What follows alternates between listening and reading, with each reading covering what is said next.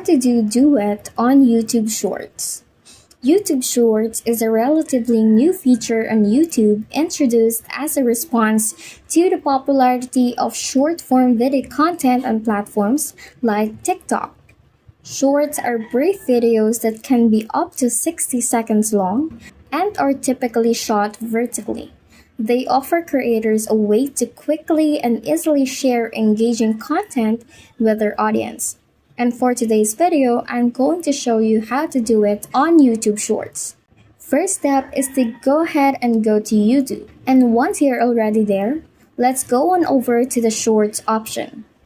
What we need to do is to go ahead and tap on the remix option right here.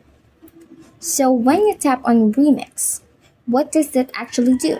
As you see in here, there are 4 options in YouTube has recently been updated for you to do Duet on this app. You can either use the sound to create a new video content or do a collab, which allows you to create a 2x2 grid video wherein the first part of the video is the original video will be played and on the second one is your video. Then the green screen wherein the original videos will still play on the background with your face on the screen as well. And the last one is cut this video where you can stitch it if you want to make videos like commenting or reacting to the video. And that is how you can do it. Thank you so much for watching.